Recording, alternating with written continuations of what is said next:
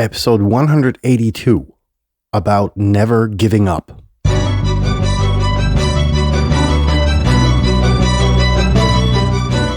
You're listening to the very best podcast in the world on health, wealth, and happiness.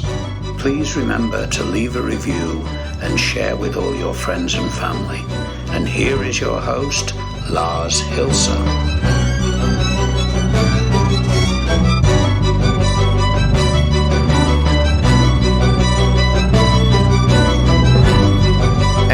It is Tuesday. Hi, folks. Welcome to the very best podcast in the world. The only place, the only source in the universe for personal supremacy through health, wealth, and happiness. Now, I'm giggling like a premature 5-year-old because I was going to do this dramatic introduction, but then I couldn't be bothered. So in that sense, I hope you forgive me. And today's episode is about never giving up and why that is rewarding and how that comes about. And it's based on an example in my career where pretty much everyone before me of my competitors had given up on the same case that I was working on. What you're hearing in the background is your favorite co-host, Stevie, who's fucking thirsty because he just finished his dinner. From last night. In any case, let's get started with our housekeeping. And number one, as always, thoughts my own. If you don't agree, go fuck off. Housekeeping assignment item, not assignment, item number 2 is sharing is caring, as every day. I threatened you earlier this year that every day I would remind you that if an episode doesn't really resonate with you, perhaps it could be useful for someone else that's in your, remote vicinity, sphere of influence, whatever you want to call it, or, somebody very close to you that could, potentially benefit from listening to that episode, despite the fact that, it may not be your thing in first view, so to speak. And in that sense, please, that was Helicopter Steve shaking his ears. I hope he's done soon. And lays down. No, he's going back for Taste Adams, which may be still in his bowl. Anyhow, so share this episode with, people. If you think this episode is great, by the way, which all of them are, go to theverybestpodcastintheworld.com, and below every episode and every page, there's a bunch of flashy sharing buttons for pretty much every social network we have out there. Make this known, help other people. End of housekeeping. So, what I wanted to go through today was an example from my career, as promised. And this was one of my more meaningful assignments because it was so fucking challenging. So I came back from a project, was totally exhausted, and wanted to reward myself to some downtime. And so I did. And 2 days into that stretch of playing computer games and eating nasty food and smoking lots of cigarettes and drinking loads of whiskey, came a call from a friend who had another friend who in turn was the owner and managing director of, let's, for lack of better terms, call it a large engineering outfit.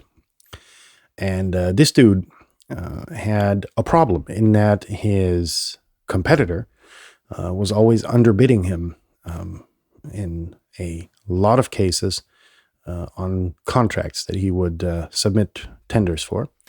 And he didn't know how his competitor was doing that. So your first thought is, industrial espionage along those lines.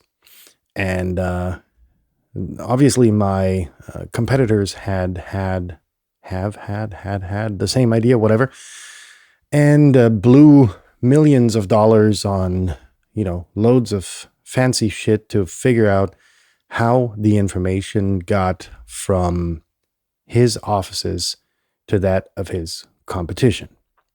Yeah, so much for that bit. That was what my friend told me. And I said, okay, sounds charming. So, plus, I have this general policy of, if a friend calls and is in need, I'll help them. However, in the capacity that I can, obviously, but you know where I'm getting to. And so this guy said, look, could you at least have a look at it? Because my first reaction was, yeah, I can help you, but probably, not really. Right. And he, we kept on going back and forth. We agreed to the fact that I would have a discussion over the phone with his friend. So anywho, into this call, I got the impression that his friend was in complete despair because he'd spent millions of dollars on, my competition, who found absolutely fucking nothing. And he was a great guy to speak with over the phone. And he ended up sending me a plane, and I went to see him in one of their offices where he suspected that the information was coming from. Anywho, months later, into the contract, I was spending shitloads of time on airplanes, flying from office to office, looking at the physical prerequisites that were there, looking at employee records as much as I could, depending on the country and their data privacy laws, and, looked at who could be a human leak, looked at all of the reports that my competitors had submitted, redid some of the tests which I thought were done incorrectly or which could have resulted in false negatives, and so on and so forth. So months into the contract, managing director dude comes up to me and says, look, you're charging obscene rates. When are you going to find something? Right? Because I was on an open-end contract. I said, look, you're going to pay me per day, and that's it. Otherwise, I'm not going to approach this project. So anyway, our agreement was there. I said, look, this is not necessarily something that you can put a date on. I'm doing my best. You are receiving my weekly reports. Did you read them? He was like, no, I just want you to get the fucking problem done. Anywho, another few weeks later, I'm sitting in a conference room. It's 2 a.m, and I'm chewing on a stale piece of pizza, and I'm playing merry-go-round on one of the office chairs. Now, I was playing merry-go-round on one of these office chairs because we had replaced them, and this thing was squeaking somehow. And every time I spun around, my eyes would connect to a paper shredder that was sitting beside the door. And for some stupid gut feeling that I got every time my eyes kind of made contact with this paper shredder, I was like, wait, this is stupid, but it could be an option. It's an item we haven't replaced in this room. We'd narrowed down that it had to be that office, and we had narrowed down that it had to be that floor where the information came from. And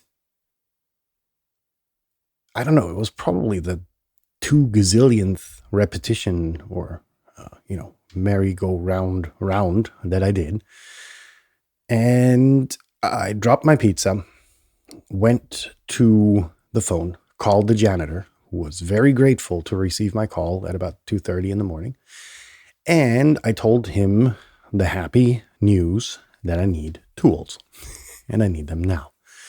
And he was pissed, to be diplomatic, but I wanted to know whether my gut feeling had betrayed me. So he came to the office, gave me tools, and I took apart this paper shredder, only to find out that the competitor had installed scanners. So you would put in the sheet of paper or sheets of paper you wanted destroyed, but before they were destroyed, they were scanned. And because it was, the competition was obviously thinking that we were going to do radio frequency analysis and, network connect and whatever. They saved the files that were created to a USB key. Now, as it later turned out, they had bribed one of the cleaning ladies that worked for a subcontractor, but always in this building and always on the same floor. And she would, once a week, exchange the USB key for another one and then drop the other one, of course, through a man in the middle and another man in the other middle. But it would end up eventually with the competition, which allowed them to gain a significant competitive advantage over my client. Now, why did I in so much detail tell you this stupid fucking story? Number one, it's totally interesting and it's totally James Bondish. So that was a cool, very cool, meaningful contract because it was challenging. It was interesting monetarily for me, but I solved the puzzle, which nobody before me could, because they were, going by the book, not thinking outside the box, not being very passionate, because I doubt that any one of them was there at 2 a.m, biting on a stale piece of pizza, while, contemplating all other options that they couldn't think about initially. They were doing their checklists by the book, whatever. And so, what does this have to do with giving up? Number one, if you're truly passionate about what you do, you're just not going to give up. You're going to try to find a solution to a problem, whatever it may cost. In my time, or in my case, it was time, right? And this was months into the contract. And had I given up, I would have fallen in line with all of my, fancy competitors and, predecessor competitors, right?